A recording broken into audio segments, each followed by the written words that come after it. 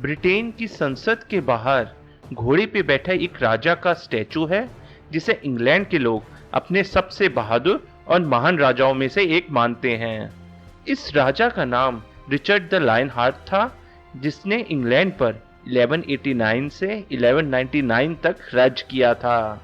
Richard का जन्म सितंबर 1157 में इंग्लैंड में हुआ था और वो अपने पिता इंग्लैंड के राजा हेनरी के दूसरे पुत्र थे। जून 1172 में जब रिचर्ड मात्र 12 साल के थे, तब उनके पिता द्वारा उन्हें औपचारिक रूप से एक्विटेन और पोंटू का ड्यूक बना दिया गया। 16 साल की उम्र में रिचर्ड ने इंग्लैंड की सेना की एक टुकड़ी की कमान संभाली और अपने पिता के खिलाफ पोंटू में हुए विद्रोह को खत्म करने में एक अहम भूमिका निभाई। इसके एक साल बाद रिचर्ड के बड़े भाई ने अपने पिता के खिलाफ विद्रोह कर दिया, जिसमें रिचर्ड ने अपने भाई का साथ दिया। उनके पिता ने एक बड़ी सेना खड़ी की, जिसे देखकर विद्रोही पीछे हट गए। जल्द ही रिचर्ड ने अपने आप को लड़ाई के मैदान में अकेला पाया। अपने साथियों की बुजदली देखकर रिचर्ड को गुस्सा आ गया और उसने विद्रोहियों का साथ छोड़ दिया। इसके बाद वह अपने पिता के कैंप में गया और अपने पिता से माफी मांग ली। रिचर्ड के पिता ने भी उसे विद्रोह के लिए माफ कर दिया। अपने पिता को उखाड़ फेंकने की विफलता के बाद रिचर्ड ने अपने पिता की तरफ से एक्विटेन के विद्रोहियों को कुचलने पर अपना ध्यान केंद्रित किया। रिचर्ड विशेष रूप से टेलिनबर्ग के किले पर कब्जा करना चाहता था, जो उस समय विद्रोहियों के हाथ में था। टेलिनबर्ग का किला एक अभेद्य किला था। यह किला 3 तरफ से चट्टानों से घिरा हुआ था और किले की चौथी तरफ बड़ी ऊंची दीवारें थीं। रिचर्ड ने पहले किले के आसपास के क्षेत्र को नष्ट किया, जिससे किले में बैठे विद्रोहियों को खाने पीने की सप्लाई नहीं मिल सके। इसके बाद रिचर्ड ने किले को घेर लिया। 2 दिन बाद अचानक विद्रोही सैनिक किले से बाहर निकले और उन्होंने रिचर्ड की सेना पर एक जबरदस्त हमला किया। इस हमले के लिए विद्रोही सैनिकों ने किले के दरवाजे खुले छोड़ दिए थे। इसका फायदा रिचर्ड ने उठाया।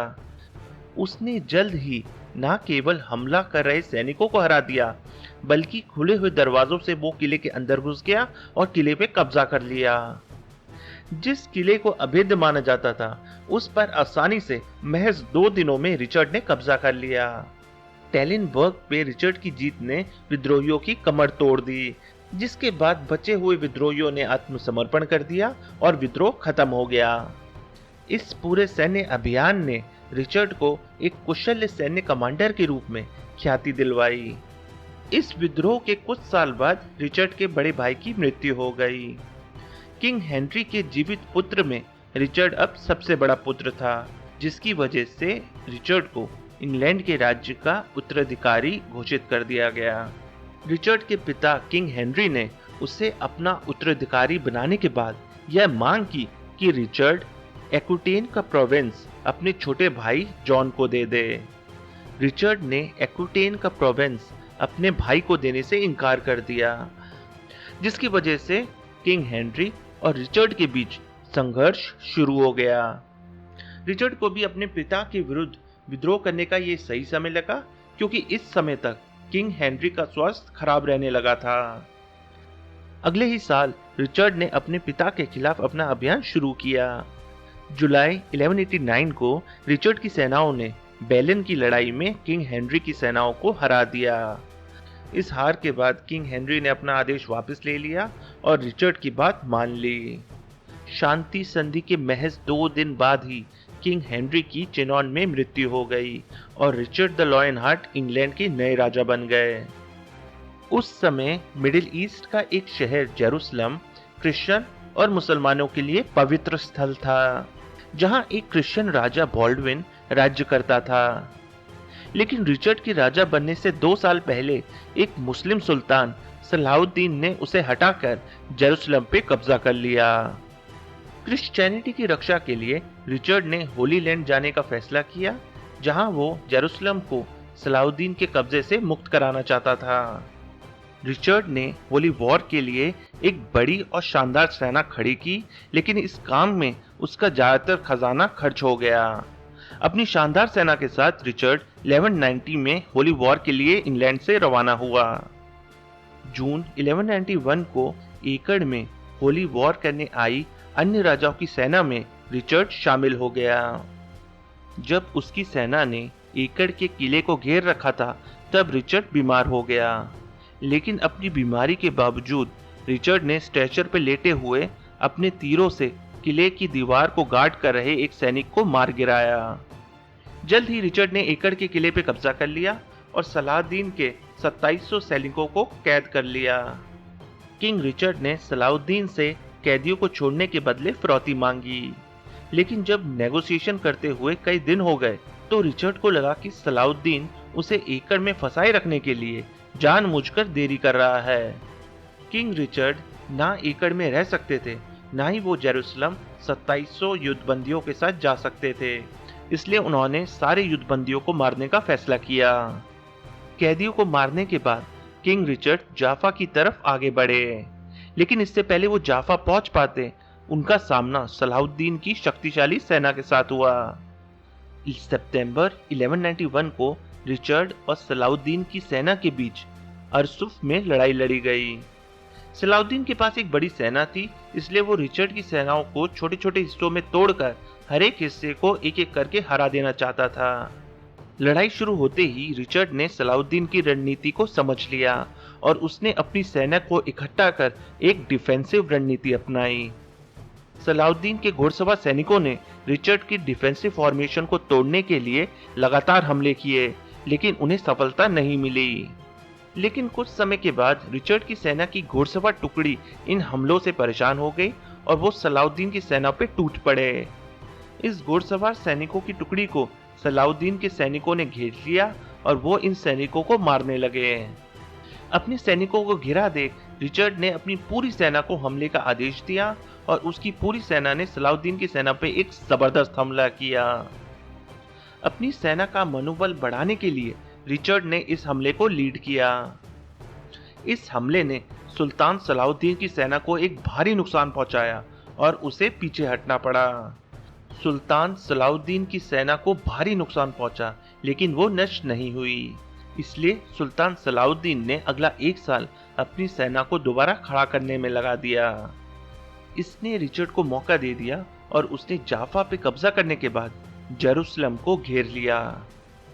लेकिन भारी बारिश और खराब मौसम के कारण रिचर्ड और बाकी क्रूसेडर सेना को पीछे हटना पड़ा। इस बीच किंग रिचर्ड ने सुल्तान सलाहुद्दीन के साथ नेगोशिएशन करने की कोशिश की, लेकिन सुल्तान सलाहुद्दीन नेगोशिएशन करने के मूड में नहीं थे।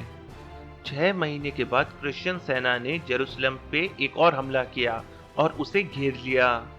लेकिन जेरूसलम जीतने के बाद उसका राजा कौन बनेगा, इस पर क्रिश्चियन राजाओं में असहमति थी, जिसकी वजह से रिचर्ड ने जेरूसलम की घेराबंदी खत्म कर दी और वो एकड़ वापस लौट आया। इस बीच किंग रिचर्ड को खबर मिली कि उसका भाई जॉन और फ्रांस के राजा उसे इंग्लैंड के तख्त से हटाने का षड्यंत्र रच रहे हैं, जिसकी वजह से रिचर्ड ने इंग्लैंड वापस लौटने का फैसला किया। जब जाने की सारी तैयारी हो गई तो रिचर्ड को खबर मिली कि सुल्तान सलाहुद्दीन ने जाफा पे हमला कर दिया है।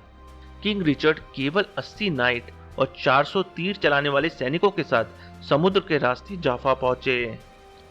रिचर्ड के अचानक हमले के कारण सलाहुद्दीन के सैनिक पीछे हट गए। सलाहुद्दीन ने अपनी सेना को दोबारा संगठित किया और कुछ दिन बाद सुबह के समय जाफा के बाहर रिचर्ड के शिविर पे एक जबरदस्त हमला किया। रिचर्ड ने दोबारा एक डिफेंसिव रणनीति अपनाते हुए अपनी सेना को इकट्ठा रखा। सुल्तान सलाहुद्दीन के घोड़सवार सैनिकों की टुकड़ियों ने रिचर्ड की सैनिकों पे बार बार हमले किए, लेकिन रिचर्ड के सैनिकों ने भी उसे भारी नुकसान पहुंचाया। अपनी सेना का मनोबल बनाए रखने के लिए रिचर्ड ने अपने सैनिकों के साथ लड़ाई में हिस्सा लिया। लड़ाई पूरे दिन चली और रात को ही सलाहुद्दीन के सैनिकों ने हमला करना बंद किया। रिचर्ड की सेना अपनी जगह से टस से मस नहीं हुई और उन्हें ज्यादा नुकसान भी नहीं पहुंचा। इसके विपरीत सलाहुद्दीन की सेना को भारी नुकसान पहुंचा था। दोनों ही पक्षों ने महसूस किया कि उनकी स्थिति बहुत नाजुक थी। जहां रिचर्ड के पास छोटी सेना थी और उसे इंग्लैंड वापस लौटने की जल्दी थी, वहीं सुल्तान सलाहुद्दीन एक और हार बर्दाश्त नहीं कर सकते थे। इन सारी बातों ने दोनों ही पक्षों को शांति वार्ता करने पे मजबूर कर दिया।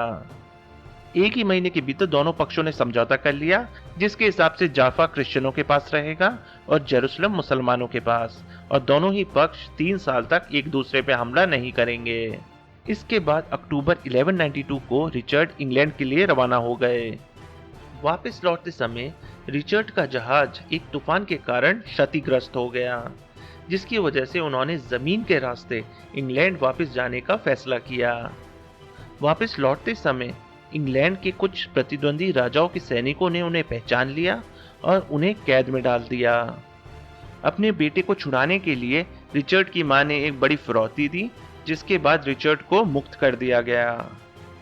जिसके बाद रिचर्ड इंग्लैंड वापस लौट आए और उन्होंने अपने राजपाट को दोबारा संभाला। वापस आने के 1 महीने के भीतर ही वह फ्रांस गए और फ्रांस के राजा फिलिप के खिलाफ युद्ध में अपने अगले 5 साल बिताए। यहाँ रिचर्ड ने कई सारी जीत हासिल की और फ्रांस के राजा ने रिचर्ड की अनुपस्थिति में जितनी भी जमीन पे कब्जा किया था उसे रिचर्ड ने वापस हासिल कर लिया।